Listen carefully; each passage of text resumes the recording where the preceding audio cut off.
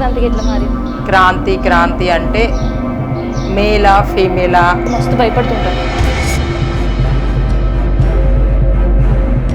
ఇంట్లోకి వెళ్ళి పారిపోయిండ్రు అని విన్నాము, నిజమేనా? మా ఫ్యామిలీలో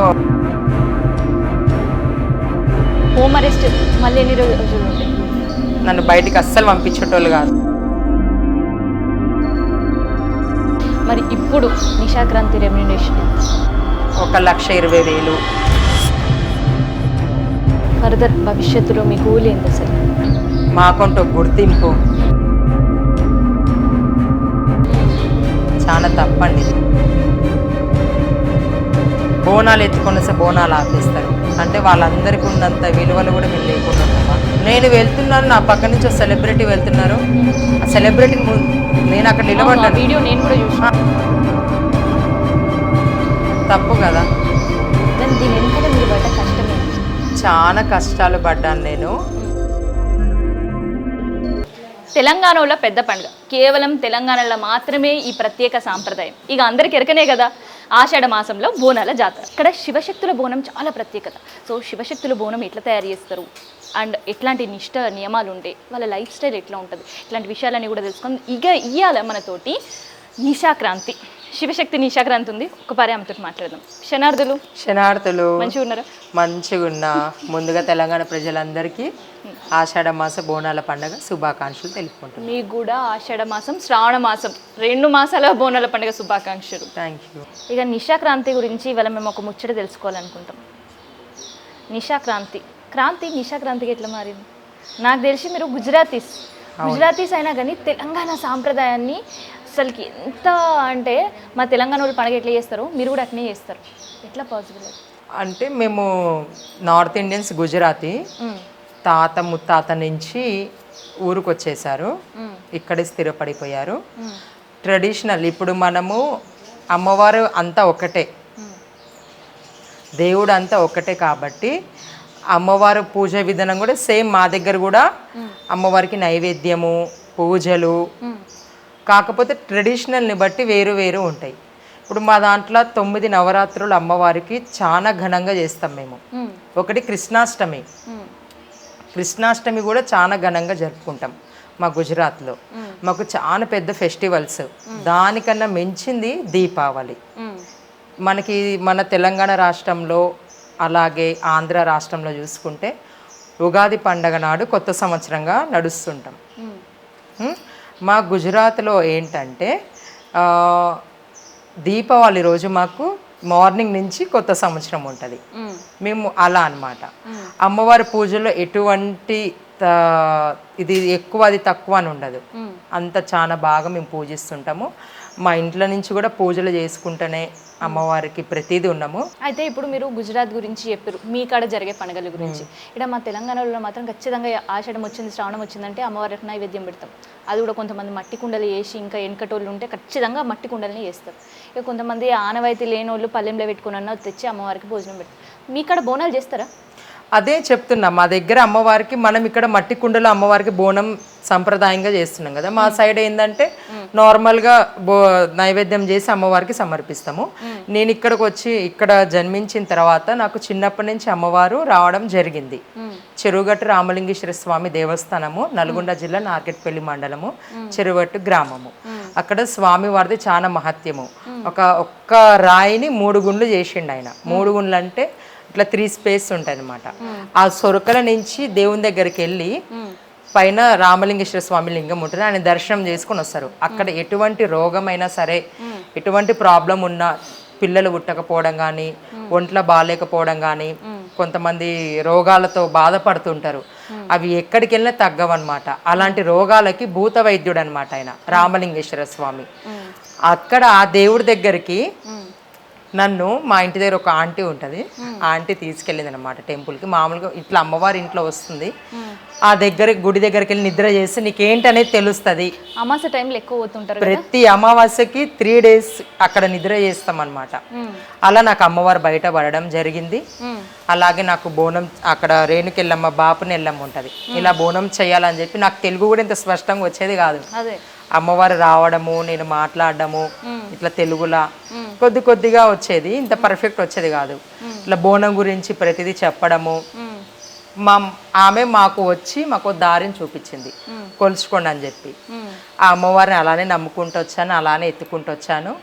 ఇవాళ ప్రతి దేవాలయంకి అమ్మవారు నా చేత నేను బోనం సమర్పిస్తున్నందుకు నేను చాలా సంతోషిస్తున్నాను. ఏ ఏజ్లో ఇదంతా కూడా మీకు? నాకు ఒక 8-9 ఇయర్స్ ఉన్నప్పుడే నేను చెరుగు మస్తు చిన్నోళ్ళు, మస్తు చిన్నదాన్నే. అసలే ఇక్కడ భాష కూడా రాదు, ఇంట్లోకి అర్థం కూడా కాదు సరిగ్గా పర్ఫెక్ట్ గా. మరి మీరు తెలుగులో చెప్పేటప్పుడు ఇంట్లో అసలు ఎట్లా ఉండే, భయపడ్డారా?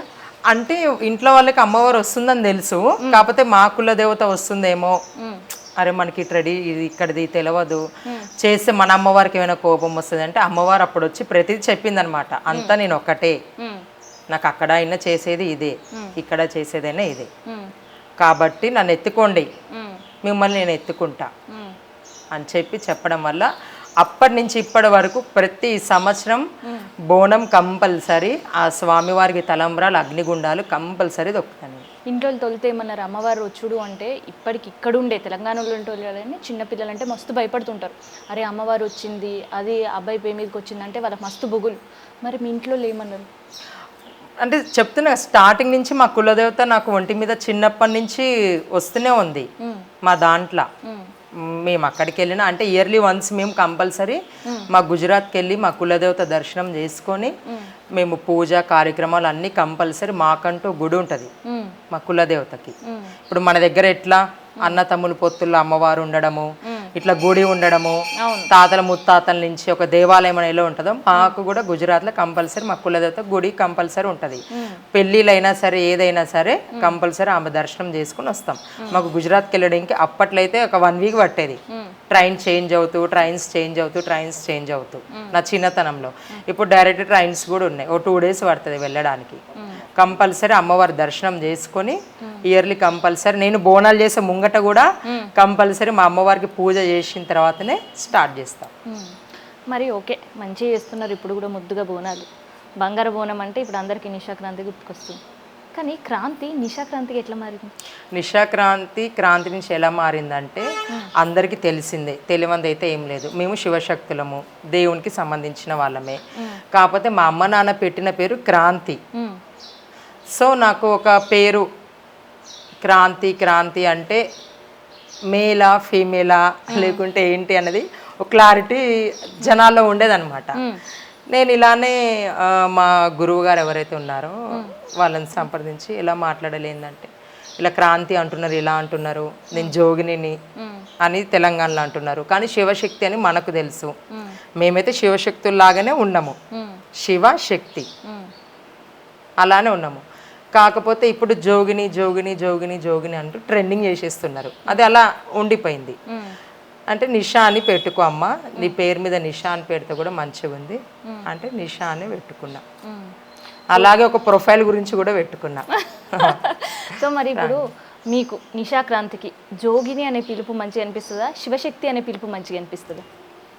జోగిని అంటే చూడండి, నాకు తెలిసి తెలంగాణలో నేను తెలుసుకున్నది, నాకు పలానా మనుషులు చెప్పింది కూడా, జోగిని అంటే ఒక స్త్రీని ఒక ఊరిలో ఒక అమ్మవారికి కళ్యాణం చేసి అమ్మవారికి పూజకి సంబంధించి ఆమెకి గుళ్ళోనే పెట్టేవాళ్ళని చెప్పి నాకు తెలిసిన మట్టుకి జోగిని ఆమె అని అంటారని తెలుసు. నేను సిగమూగబట్టి, సిగం అంటే తెలుసుగా దేవుడు, సిగమూగబట్టి చిన్నప్పటి నుంచి శివశక్తిగానే గుర్తింపుగానే నేను అలానే వస్తున్నాను. సో ఇయ్యాల నిశాక్రాంతి బోనం ఆదరణ ఇవన్నీ చూస్తున్నారు, కానీ దీని వెనకాల మీరు పడ్డ కష్టమేంది? నిశాక్రాంతి వరకు ఈ స్టేజ్ వరకు వచ్చే వరకు మీరు పడ్డ తిప్పలేదు? అసలు చాలా కష్టాలు పడ్డాను నేను. ఫ్యామిలీ పరంగా అయితే ఎటువంటి లోటు లేకుండా అమ్మవారు వస్తుంది, ఒప్పుకోవడము, కంటిన్యూ చేయడము, ఫ్యామిలీ సపోర్ట్ ఉంది కాబట్టి నేను ఇంత ముందుకు వచ్చిన. ఇంకొకటి అమ్మవారి అనుగ్రహము ఆమె నడిపించుకుంటుంది కాబట్టి వాళ్ళలో కూడా చెప్పిపించింది.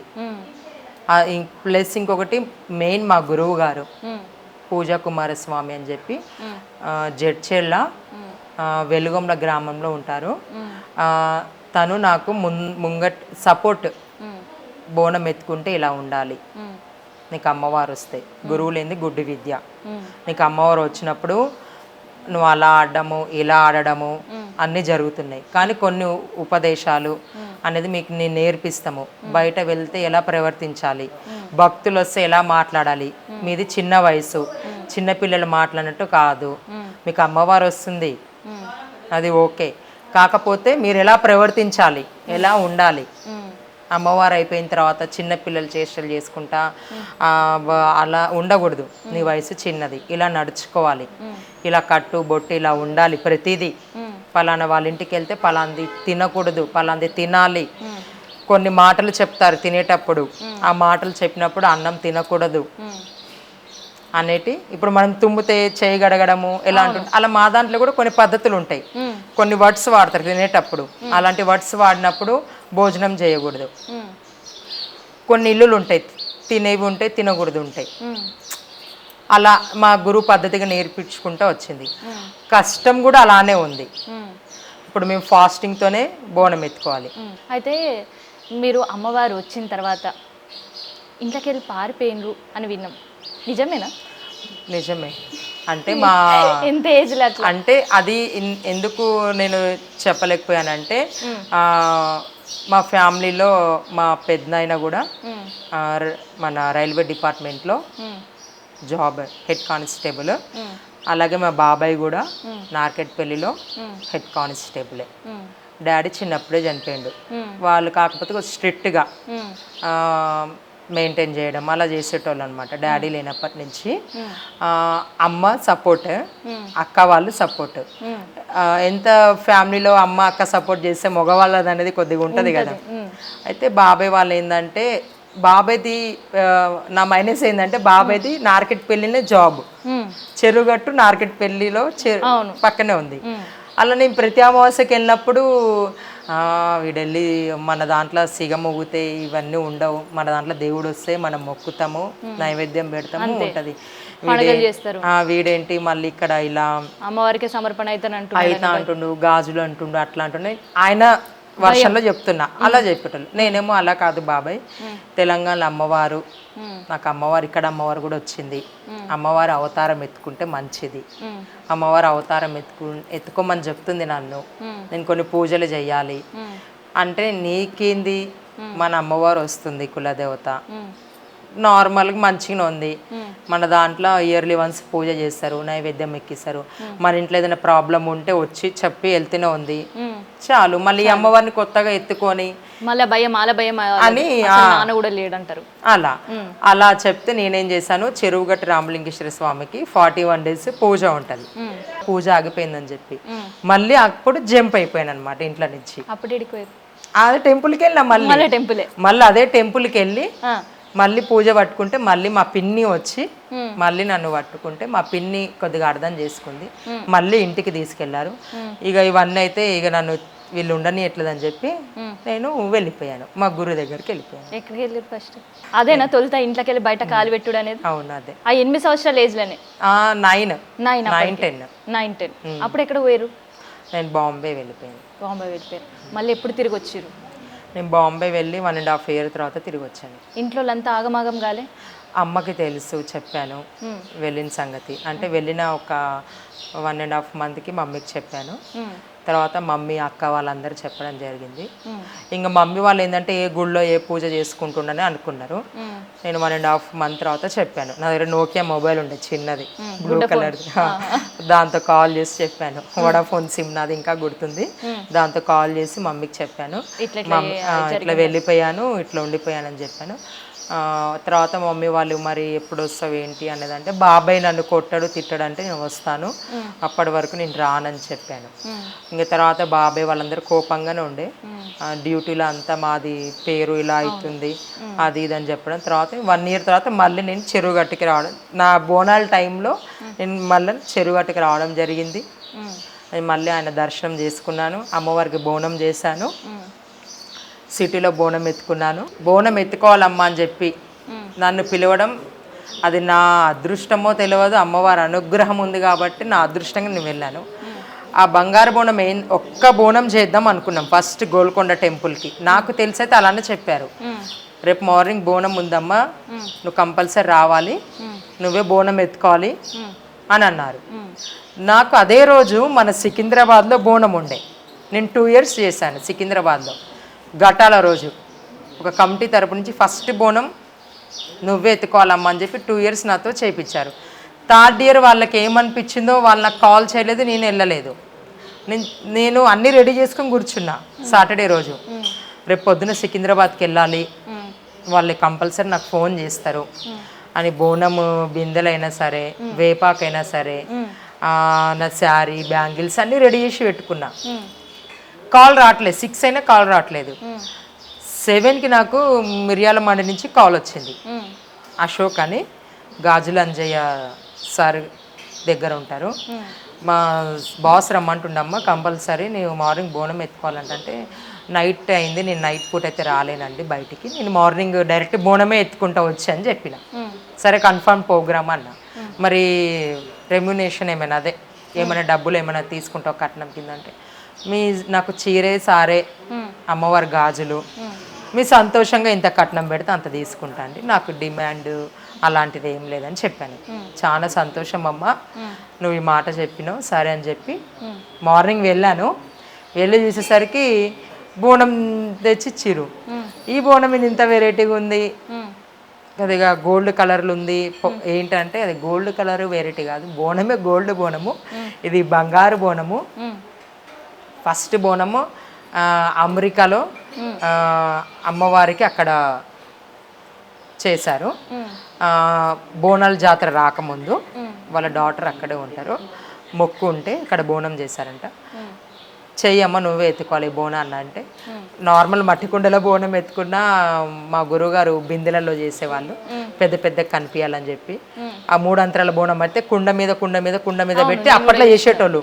ఇప్పుడు అంత పెద్ద కుండలు రావట్లేదు కాబట్టి బిందెలలో చేస్తే ఎత్తుకున్నా, 5 దాకా కూడా ఎత్తుకున్నా మా గురువుగారు చేసినాయి. కానీ ఈ బోనం ఎలా ఎత్తుకోవాలి, దీనికి ఏమైనా నియమ నిష్టలు ఉంటాయా, నా గురువు గారు అన్ని బోనాల గురించి చెప్పారు, ఈ బోనం గురించి చెప్పలేదని వితిన్ 1 hourలో మా గురుగారిని పిలిపించా. మా గురుగారు ఫస్ట్ బోనానికి నా ఎమ్మటే ఉంది గోల్కొండ. దాన్ని గంధము మంచిగా శుద్ధి చేసి గంధము పసుపు కుంకుమతో బంగారు బోనాన్ని అలంకరించి, అలాగే పసుపు కొమ్మలు కట్టి లోపల మోదుగిస్తరాకు వేసి అందులో నైవేద్యం, మోదుగిస్తరాకు కూడా కడిగి పిచ్చి ఆ ఇస్తరాకు వేయించి అందులో నైవేద్యం పెట్టించి మళ్ళీ పైన కూడా నైవేద్యం పెట్టించి నెయ్యి వేసి దీపం పెట్టి మా గురుగారు ఎత్తారు. అయితే మళ్ళీ మీరు కుటుంబంతో ఎప్పుడు కలిసిర్రు? బాబాయ్ భయం అవుతుండే, తొలుత కుటుంబంతో కలిసినప్పుడు గరం గరం ఉండేనా బాబాయ్? చాలా గరం ఉండే. వేసిండా? కామన్ అది, ఎందుకంటే ఒక హోప్స్ పెట్టుకొని ఉంటాడు పాపం ఆయన. వేసిండా? వేయడం కాదు, బయటికి కూడా పంపిలే నన్ను బయటికి అస్సలు పంపించేటోళ్ళు కాదు. ఏదైనా పూజ వరకు ఉంటే ఎవరైనా ఇంటికి వస్తే మాట్లాడడం వెళ్ళడం అంత మట్టిగా, కానీ ఇక బయటికి అస్సలు పంపించేటోళ్ళు కాదు. అట్లా హోమ్ అరెస్ట్ మళ్ళీ ఎన్ని రోజులు ఉండే? ఏం లేదు, నేను బోనాలకు వచ్చేసినా, నేను ఫ్రీ అయిపోయినా, మళ్ళీ బోనాలు కంప్లీట్ కాగానే మళ్ళీ అంటే ఇంకొక ఆడపిల్లని ఎలా చూసుకుంటాం మనం అలా చూసుకునేటోళ్ళు, ఎక్కువ బయటికి పంపించేటోళ్ళు కాదు. మరి ఇప్పుడు నిశాక్రాంతి రెమ్యునరేషన్ ఎంత? అప్పుడైతే తొలుత ఫస్ట్ బంగారు బోనం చేసినప్పుడు ఒక ఎగ్జైట్మెంట్, తొలుత అది కూడా మీరు ఎత్తుకున్నాడు 21,000తో కట్టంతో స్టార్ట్ అయింది. కానీ ఇప్పుడు నిశాక్రాంతి అట్లా కాదు. మరి ఎట్లా నిశాక్రాంతి ఇప్పుడు ఎలా అంటే, నేను 21,000 కాడ నుంచి నేను 1,100 కూడా తీసుకున్న బోనాలు ఉన్నాయి, నాకు 500 రూపాయి పెట్టిన బోనాలు ఉన్నాయి, 101 రూపాయి పెట్టి ఎత్తుకున్న బోనాలు ఉన్నాయి. ఏమీ లేదు, వడి బియ్యము ఒక చీరే గాజులు పెడితే ఇంకా సంతోషపడి చేసిన పండగలు కూడా ఉన్నాయి. నేను డబ్బు కోసం ఇవాళ నేను ఇది చేయలేదు, రేపు కాకపోతే నేను తీసుకునే రెమ్యునేషన్ ఇప్పుడు ఎమ్మెల్యేస్ దగ్గర చేశాను, మినిస్టర్స్ దగ్గర చేశాను, కార్పొరేటర్స్ దగ్గర చేశాను, సర్పంచ్ దగ్గర, ప్రతిది వాళ్ళ పెద్ద వాళ్ళ దగ్గర చేశాను. వాళ్ళు కాకుండా కూడా బయట కూడా చాలా పెద్ద యాదవులు ఉన్నారు, గౌడ్స్ ఉన్నారు మన తెలంగాణలో. ప్రతి ఒక్కళ్ళ ఇంట్లో కూడా నేను చేశాను. అదేమంటారు, నా మషూర్ ఉన్న వాళ్ళ దగ్గర ప్రతి ఒక్కళ్ళ దగ్గర కంపల్సరీ నా చేతితో వాళ్ళ ఇంట్లో కొబ్బరికాయ కొట్టి వచ్చానమాట. అలాంటి ఇప్పుడు నేను ఒక బోనం 1,20,000 1,00,000 రూపాయల దాకా తీసుకుంటారు. అన్నీ అందులో నావే ఉంటాయి. పూజ సామాన్ కానీ డోలు అవని అన్నీ నావే ఉంటాయి. నా చేయి కింద పిల్లలు కూడా ఉంటారు. ప్రతి ఒక్కరికి షేరింగ్ చేసుకుంటూనే వెళ్తాను. అయితే ఒకప్పుడు నిశాక్రాంతితో బోనం మీరు చెప్పినట్టే 101 రూపాయి పెట్టి ప్రేమతోటి పిలిచిన వాళ్ళు ఉన్నారు. మరి ఇప్పుడు ఏకదం అంత రెమ్యునరేషన్ ఎవరైనా ఉన్నారు భక్తులు చేపించుకోవాలి అనుకుంటున్నారు అంటే చేస్తారా? నేను అలా కూడా చేస్తున్నా, ఇప్పుడు కూడా చేస్తారు. నేను అదే చెప్తున్నాను. పెద్ద పెద్ద వాళ్ళు నాకు పెట్టేటోళ్ళ దగ్గర కంపల్సరీ వాళ్ళే ఇస్తారు. నేను అడగాల్సిన అవసరం లేదు, కంపల్సరీ వాళ్ళే ఇస్తారు. ఓ తులం బంగారం అయినా సరే, అర్ధ తులం బంగారం అయినా సరే, ఇదిగో అమ్మ, ఇదిగో 1,00,000, ఇదిగో లేకుంటే 50,000 అని ఇస్తారు. నేను ఒక్కదాన్ని ఏం తినను అందులో అమ్మ. నా డోలోళ్ళు ఉంటారు, నా చేయి కింద ఉండే నా పిల్లలు ఉంటారు. నేను వెళ్ళే వెహికల్ ఛార్జ్ అయినా సరే, అందులో నేను చీర తెచ్చుకుంటా, గాజులు తెచ్చుకుంటా, ప్రతిదీ అల్లకెళ్ళి ఖర్చు పెట్టుకుంటా. సో లేనోళ్ళు కూడా ఎవరైనా అనుకుంటే నేను ఇప్పటికి కూడా వాళ్ళ ఇంట్లో నేను అడుగు పెట్టి అమ్మవారి పూజ చేసి ఉన్న దాంట్లోనే చేసి వస్తా. సంతోషపడతారా? చాలా రోజు ఎట్లా అనిపిస్తుంది మీకు? సో ఉన్నోళ్ళు అయితే ఎట్లాగో పెడతారు అందులో, ఓకే. లేనోళ్ళు ఎవరైనా అమ్మవారికి ప్రేమగా బోనం చేసి కడుపు నిండిపోతే వాళ్ళ సంతోషం ఇస్తే కడుపు నిండిపోతుంది. నాకు అలాంటి వాళ్ళకి ఎక్కువ చేయాలనిపిస్తుంది. నేను అందుకే ఎక్కువ మీడియా కూడా కనిపించను, నేను ఎక్కువ ప్రోత్సహించను ఇలాంటి దగ్గర. నేను ఎక్కువ చేసేవే అవి. ఇక ఈవెంట్స్ అంటారా, కంపల్సరీ అమ్మ మా దగ్గర ఆడాలి, బోనం ఎత్తుకొని నిశాక్రాంతి, మా ఇంటికి రావాలి, మా పిల్లల్ని ఆశీర్వదించాలి, మేము బాగుండాలి. అమ్మ మిమ్మల్ని చూస్తేనే మా పనులు జరిగినాయి, మీ వీడియోలలో మిమ్మల్ని చూసి బంగారు బోనం అని మిమ్మల్ని చూసి అలా చాలా మంది కూడా పిలిచిన వాళ్ళు ఉన్నారు. నాకు కోవిడ్లో కూడా చాలా మంది అమ్మ మీ వీడియోలో చూసుకుంటున్నాము, ఎందుకంటే కోవిడ్లో బోనం అనేది బంగారు బోనం కంపల్సరీ జరిగింది. అమ్మ మాకు ఎటువంటి రోగాలు రాకుండా చూసుకో అమ్మ అని చెప్పి చాలా మంది నాకు నెక్స్ట్ ఇయర్ కలిసి చెప్పుకున్న వాళ్ళని చూస్తే నాకు కన్నీళ్ళు ఆగలేవు అనమాట. అవును, ఇప్పుడు అన్నారు సోషల్ మీడియాలో కూడా చాలా మంది చూస్తున్నాం వీడియోస్ అని. సో తొలుత మీరు అసలుకి నిశాక్రాంతి అని తొలుత ఎవరు మీకు ఇంటర్వ్యూ చేసింది? Kavya. Kavya. Okay, first interview మీరే. ఆ రోజు ఎట్లా అనిపించింది మీకు? యాక్చువల్ నాకు మీడియా ముంగట మాట్లాడడం రాదు, నాకు చాలా భయము. ఎంత నాకు తెలంగాణ గురించి తెలిసిన, అమ్మవారి గురించి తెలిసిన మా గురుగారు ఒకటే చెప్పేటోళ్ళు, ఎప్పటికైనా 10 మందికి మనం సేవ చేయాలి, మనము ప్రౌడ్గా చెప్పకూడదు నేనే అని చెప్పి. నేను అలానే నడుచుకుంటూ వచ్చాను. నాకు మీడియా చూస్తే భయం వేసేది ఫస్ట్, ఎందుకంటే ఎలా మాట్లాడాలి, ఎలా పబ్లిక్తో ఆ రోజు కూడా నేను తొలుత మైక్ పెట్టి మీతో మాట్లాడాలంటే నేను ఏం మాట్లాడాలని ఒక అమాయకమైన ఇన్నోసెంట్ ఫేస్ నాకు తెలుసు. అప్పటికి ఇంకా బోనం స్టార్ట్ చేయలేదు కదా. సో ఆ రోజు ఏమనిపించింది ఇంటికి వెళ్ళిన తర్వాత? నార్మల్గా నేను చెరుగట్టుకి వెళ్ళిన మీడియా నన్ను కవర్ చేసుకోవడము, పేపర్స్లో ఫొటోస్ వేయడము, అంత కాడికే చూసేదాన్ని. లైవ్ టు లైవ్ మీడియాలో ఫేస్ టు ఫేస్ మైక్ పెట్టి మాట్లాడడం అనేది నాకు భయం వేసేది. నేను కరెక్టే మాట్లాడతాను, అవతల పర్సన్స్ ఏమనుకుంటారో, ట్రోల్స్ ఏమైనా చేస్తారేమో, నేను అప్పుడే కదా వస్తుంది ఫీల్డ్లోకి అని చెప్పి అలా భయంతో నేను మాట్లాడేదాన్ని కాదు. ఇప్పుడైతే మంచిగా పురుసతగా మాట్లాడుతున్నాను ఇంటర్వ్యూస్లో కూడా. ఇప్పుడు ఒక మాట మీరు మాట్లాడుతుంటే ఒక ముచ్చట అన్నారు, ట్రోల్స్ అది చేస్తారని ఒక భయం. మీ ఫీల్డ్లో కూడా కాంపిటీషన్స్ ఉంటాయా? కాంపిటీషన్స్ అంటే నాకు తగ్గట్టు నేను ఒకళ్ళ కాంపిటీషన్ ఇప్పటి వరకు వెళ్ళలేదు, నేను ఒకళ్ళతో పోల్చుకొని కూడా నాది నేనే నడుచుకుంటూ వెళ్తాను. ఎందుకంటే అమ్మవారు కంపల్సరీ ఎవరికైనా సరే అండి, మనం చేసిన పని, మనం చేసే కష్టము మనని ఎప్పుడు మరవదు, మనని ఎప్పుడు పైకి తీసుకొస్తుంది. ఎవరైనా మన వెనుక గోతులు దోవి తప్పు చేసిరనుకో, కర్మ వాళ్ళని కంపల్సరీ వదిలిపెట్టదు. కంపల్సరీ ఇవాళ మనం తప్పు చేసామనుకోండి, కంపల్సరీ దానికి రేపు ప్రాయశ్చిత్తం పడాల్సిందే. వితిన్ 24 అవర్స్లో కంపల్సరీ ఏదో ఒక విషయంలో మీకు కనిపిస్తుంది. ఇది నేను చేసే జర్నీలో తెలుసుకున్నా. చాలా మందిని చూసి నా మీద ఎంతోమంది ఏడిశారు, నా మీద ఎంతోమంది నేను ఎక్కడికైనా బయటికి వెళ్ళినా మా ఫీల్డ్లో నాతో మంచిగా, నా ముంగట మంచిగా మాట్లాడతారు. నిశాక్రాంతి అక్క, నిశాక్రాంతి అమ్మ, కాళ్ళు మొక్కడము, గలెమిలాంచడం, మంచిగా మాట్లాడతారు. నేను ఓంగా నాయనక ఎన్నో అనుకుంటూ ఉంటారు. తనది ఇక్కడ కాకుండా ఇక్కడికి వచ్చి ఇంత పేరు సంపాదించింది, ఇలా ఉంది, మనం ఇలా ఉండిపోతుంది, ఆ ఈర్ష్య పడకూడదు. ఇప్పుడు నా తలరాదల దేవుడు రాయిందైతే నేను ఇవన్నీ చేయలేను కదా, కానీ అలా ఈర్ష్య పడకూడదు. నేను ఎంత చాలా మంది అంటారు నువ్వు అట్లుంటావు, నువ్వు ఇట్లుంటావు. నేను ఎట్లుండనేది నాకే తెలుసు. నువ్వు నాన్ వెజ్ తింటావు, తిననని చెప్తావు, మా దగ్గరకు వస్తే నువ్వు తినకుండా ఉంటావు, ఎన్ని బోనాలు చేస్తావు అంటే నాకు లేదు, నాకు చిన్నప్పటి నుంచి లేదు తినేది. నేను తినను అంటే మా మందిలో కూర్చున్నావు తినాలి నువ్వు కంపల్సరీ అని ఫోర్స్ చేసిన రోజులు ఉన్నాయి. తప్పు. అలాంటి పని నేను ఇవాళ చేయను, రేపు చేయను. నాకు నచ్చింది నేనే చేస్తా. నేను ఎలా ఉంటున్నా అలానే ఉంటా. కేవలం బోనాలేనా, లేదంటే పెళ్ళిళ్ళు పేరెంటాలు అట్లా ఏమైనా వెళ్తూ ఉంటుంటారా చుట్టాలకి? ప్రతి ఫ్యామిలీ ఫంక్షన్ నేను లేనిది మా ఫ్యామిలీలో ప్రతి ఫంక్షన్ జరగదు. కంపల్సరీ ఇన్వైట్ చేస్తారు. నా వీల్ని బట్టి టైంని బట్టి ఫ్యామిలీ ఫంక్షన్స్ నేను వెళ్ళను. 2 days తర్వాత వెళ్ళి కలిసి వస్తుంటాను. వీలుంటే వెళ్తాను ఫంక్షన్స్కి.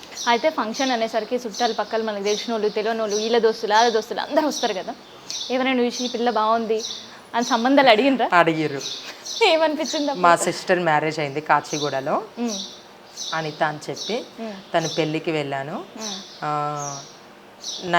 నైట్ పెళ్ళయింది, ఫుల్ వర్షం ఆ రోజు.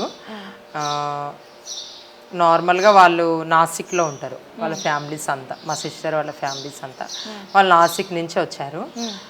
మార్నింగ్ ఇక సెండ్ ఆఫ్ చెప్తారు కదా వాళ్ళు వెళ్ళేటప్పుడు.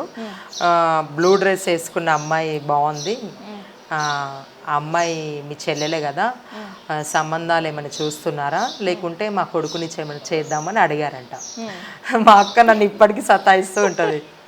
నీకు ఆ రోజు పెళ్లి చేస్తే అయిపోయేది, ఇంట్లో చిన్న చిన్న గొడవలు అవుతుంటాయి కదా, నేను అలగడము అన్నం తినకపోవడం, నీకు ఆ రోజు పెళ్లి చేస్తే అయిపోయేది నీ పని, ఊరికి సతాయిస్తూ ఉంటావు అని. సో ప్రతి ఒక్కరికి ఒక గోల్ అనేది ఉంటుంది. చిన్నప్పుడు మీరు అనుకున్నారు ఖచ్చితంగా నా జీవితం అమ్మవారికి అంకితం చేసుకోవాలని, ఇప్పుడు అట్లా అంకితం చేసుకోవాలి. ఫర్దర్ భవిష్యత్తులో మీ గోల్ ఏంది అసలు?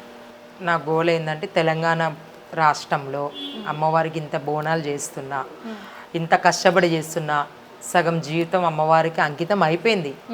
రేపు ఉంటామో ఉండమనేది మనకు తెలియదు. ప్రాణం ఉన్నంత వరకు అమ్మవారికి చేస్తున్నాం. కాకపోతే మేము చేసిన కష్టానికి ఫలితానికి ఒక మనిషిగా మేము ఈ లోకంలో ఉన్నాం కాబట్టి ఇప్పుడు నడిచే పద్ధతి ప్రకారము మాకంటూ గుర్తింపు. ఇప్పుడు ప్రతి ఒక్క రాష్ట్రానికి ఒక కళాకారు అనేది ఉంది. భరతనాట్యం అని, కూచిపూడి అని, గుజరాత్లో చూసుకుంటే గర్బా డ్యాన్స్ అని, రాజస్థాన్లో చూసుకుంటే ఘూమర్ అని చెప్పి ఒక్కొక్క స్టేట్కి ఒక్కొక్క గుర్తింపు ఉంది. తెలంగాణకి ఏముంది? బతుకమ్మ పండగ, బోనాల పండగ, ఇవి 2 అతిపెద్ద పండగలు. ఇందులో మేము శివశక్తులం ఒక బోనం ఎత్తుకొని అమ్మవారికి ఇంత సేవ చేసుకుంటూ వస్తున్నాము. మేము చేసినంత ఇప్పుడు ఎవరు చేయలేరు కదా. ఒక గుర్తింపు ఇవ్వండి నాకనేది, నా గోల్ అదే, అందరి గోల్ కూడా అదే అని నేను అనుకుంటున్నా. గుర్తింపు కావాలి కంపల్సరీ. గుర్తింపు కోసం ఇప్పుడు పోరాడట్లేదు, రావాలి. గుర్తింపు అనేది కంపల్సరీ. తెలంగాణలో బోనాల శివశక్తులకి ప్రతి టెంపుల్కి వెళ్తే ఒక ప్రత్యేకమైన లైన్ ఇవ్వండి. మేము ఎంతో కష్టపడి బోనాలు, పూజలు సంవత్సరం అంతా వేచి ఉంటాం. ఏ దేవాలయంలో అయినా సరే శివశక్తులు ఒడి బియ్యం తీసుకెళ్ళినా, చీరసార తీసుకెళ్ళినా ముందుగా అప్పచెప్తే ఎంత పబ్లిక్ ఉన్నా మేము వస్తున్నామంటే మాకు ఒక వే ఇచ్చేటోళ్ళు. మన హైదరాబాద్లో అండి బయట దేవాలయాల్లో అయితే ఎంత గౌరవం అంటే అంత గౌరవము. నేను మన ఉజ్జయిన్లో మహాకాళేశ్వరుడు చూశాను, కాశీలో చూశాను, కేదార్నాథ్లో చూశాను, బద్రీనాథ్లో చూశాను, కామాఖ్యలో చూశాను, శక్తిపీఠము శ్రీశైలంలో చూశాను, విజయవాడలో చూశాను, ప్రతిదీ చెన్నైలో, కర్ణాటకలో, కేరళలో ప్రతిదీ చూశాను నేను. ఎంత మర్యాదగా రిసీవ్ చేసుకుంటారు. మన హైదరాబాద్లో ఎందుకు అలా చేస్తున్నారు అనేది నాకు చిన్న గిల్టీ ఫీలింగ్ ఉంది. వెళ్ళంగానే ఆపేయడము, ఉండమ్మా అనడము చాలా తప్పండి. ఇది లైన్ ఇవ్వరు, ప్రత్యేకమైన లైన్ ఇవ్వరు. అందరూ పబ్లిక్తో పాటు ఇవ్వండి, కాకపోతే కొంచెం స్పేస్ ఇవ్వండి, వెళ్ళిపోతాము. బోనాలు ఎత్తుకొని వస్తే బోనాలు ఆపేస్తారు. మేము ఎంతో సంతోషంగా అలంకరణ ఎంతో సంతోషంగా ఇంట్లోకి వెళ్ళి బయలుదేరి వస్తాము బోనాలు ఎత్తుకొని. అంత సంతోషంగా ఆడుకుంటూ పాడుకుంటూ వస్తాము. కమాన్ దగ్గర రాగానే ఆపేస్తారు. అంటే బాధ ఏమొస్తుంది వాళ్ళకి ఆపేస్తే? వివిఐపీస్కి ఓనిస్తారు, రాజకీయ నాయకులు ఓనిస్తారు, ఫిలిం స్టార్లు ఇండస్ట్రీ నుంచి వస్తే పోనిస్తారు. అంటే వాళ్ళందరికీ ఉన్నంత విలువలు కూడా మేము లేకుండా ఉన్నామా? మళ్ళీ మీరు లేకపోతే పండగనే కాదు కదా. మేము లేనిది మళ్ళీ పండగ లేదంటారు, మేము లేనిది అది లేదంటారు. మళ్ళీ బోనాలు వస్తే మేమే గుర్తుకొస్తాము. శివశక్తి మా ఇంటికి వచ్చి బోనం చేయాలి, బోనం ఎత్తుకోవాలి, ఆడాలి. చిన్నపిల్లలు, బాబాయిలు, పిన్నిలు అందరూ మాట్లాడుకుంటారు. అరే వాళ్ళని పిలిచి బోనం ఎత్తిద్దాం, మనం మంచిగా చేద్దాం, ఒకటి కాదు 2 మేకల్ని వద్దాం ఈసారి, మంచిగా చేద్దాం అని పిలిపించుకుని మంచిగా చేపిస్తారు సంతోషంగా. కానీ టెంపుల్స్లోకి పోయేసరికి ఎందుకు అట్లా చేస్తున్నారు? అదొకటి ఖండించాలని కోరుకుంటున్నాను. బాధ అవుతుంది అప్పుడు, చాలా బాధ. నేనైతే సికింద్రాబాద్ టెంపుల్ దగ్గర చూశాను కోవిడ్ తర్వాత 2021. నేను వెళ్తున్నాను, నా పక్క నుంచి ఒక సెలబ్రిటీ వెళ్తున్నారు. ఆ సెలబ్రిటీని నేను అక్కడ నిలబడ్డాను, వీడియో నేను కూడా చూసిన. ముందు ఆమెను పంపించారు, ఆమె వెళ్ళిన తర్వాత వెళ్ళమ్మా అంటున్నారు. అంటే వాళ్ళకి ఎందుకు అంత ప్రత్యేకత? నెత్తి మీద బోనంతో ఉన్నారు ఆ రోజు. ఎందుకు అంత ప్రత్యేకత వాళ్ళకి? తప్పు కదా. అందరితో పాటు పంపిస్తే అలా ఆపకండి, చాలా తప్పది. బల్కంపేటలో చూసుకుంటే కూడా అందరు వివిఐపీస్ కూర్చుంటారు, వాళ్ళ వెనక విఐపీస్ కూర్చుంటారు, వాళ్ళ వెనక నార్మల్ పబ్లిక్ ఉంటారు. అస్సలు ఎంత ప్రతి మంగళవారం అండి ఎంత జాతర జరుగుతుంది అక్కడ. అమ్మవారు సాష్టాంగంగా బావిలో ఉంది ఎల్లమ్మ అని చెప్పి చిన్న పిల్లలు పుట్టిన తొట్టెలు దావత్ అయినా ప్రతి మొక్కు చెల్లించుకుంటారు భక్తులు. ఎంతో ఖర్చు పెట్టి వస్తారు. దర్శనం చక్కగా ఇవ్వకపోవడం చాలా బాధ అనిపిస్తుంది. కళ్యాణం అప్పుడు చూసుకుంటే ఆపేస్తారు లైన్లు, ఖాళీగానే ఉంటుంది లైను, వెళ్ళేవే ఖాళీగా ఉంటుంది, వెళ్ళనివ్వరు. పాసులు ఇస్తామంటారు, పాసులు ఇస్తారు, ఆ పాస్ పనిచేయదు అంటారు. గేట్ కాడనే ఆపేస్తారా? అక్కడే గేట్ కాడనే ఎంట్రీ దగ్గర ఆపేస్తారు. పిల్లలు చిన్న పిల్లల్ని ఎత్తుకొని వస్తారండి. ఒక ఫెసిలిటీ ఉండదు, ఒక వాటర్ ఫెసిలిటీ ఉండదు, ఒక అన్నదానం ఒక ఫెసిలిటీ ఉండదు. అంత పబ్లిక్ ఉంటే బోనాలు ఎత్తుకొని నెత్తి మీద ఉడుకుడుకు బోనాలు ఎత్తుకొని అమ్మవారి నెత్తి మీద సిగాలు కుంటా బండారు పూసుకొని వాళ్ళు ఆడుకుంటూ పాడుకుంటూ వస్తే బోనాలు ఎక్కనియ్యరు. బోనాలు కూడా రిస్ట్రిక్టెడ్, అసలు ఆపేస్తారు. ఇక ఒక లైన్ నుంచండి బోనాలకి కింద పడిపోతే ఎంత బాధ అనిపిస్తుంది. తోకులాట నూకులాటలు, మళ్ళీ అది సెంటిమెంట్ ఉంటుంది. వాళ్ళు సంవత్సరం అంతా ఫ్యామిలీస్లో ఆ పిల్లలకి పిలుచుకుంటారు, ఆడపిల్లల్ని పిలుచుకుంటారు, చుట్టాలను పిలిపించుకుంటారు. ఎంత బాధ అనిపిస్తుంది. నేను చూసాను లైవ్, ఒక ఆమె బోనం పడిపోయింది, ఆమె చుట్టాలందరిలో ఏడుస్తుంది. నా ఇన్ని సంవత్సరాల్లో నా మనవళ్ళు కొట్టిర్రు, నా బోనం ఇన్నడు ఎంత జరగలేదమ్మా, ఈ పబ్లిక్ ఇంత నూకులాట, నా బోనం వడ్డదియాలా అని చెప్పి ఆమె ఎంత బాధపడ్డది. ఆమె కష్టం అసలు అన్ని సంవత్సరాలు ఎత్తుకున్న బోనము మేమెంత నీ ముంగటమ్మా అంటే నా బోనం పడేసారు బిడ్డ అయ్యాలా. పబ్లిక్ ఏం చేస్తారు పబ్లిక్ అని. సో ఇంకేం గోల్స్ ఉన్నాయి మీకు లైఫ్లో? మీకు పర్సనల్గా ఏమైనా అచీవ్మెంట్స్ అన్ని ఉన్నాయా? పర్సనల్ గోల్స్ అంటే నేను ఉన్న కాడికైతే హ్యాపీగానే ఉన్నాను. మా మేడం రంభా మేడం మంచిగా చూసుకుంటుంది, నేను హ్యాపీగా ఉన్నాను. ఫ్యామిలీలో మంచిగా చూసుకుంటారు, హ్యాపీగానే ఉన్నాను.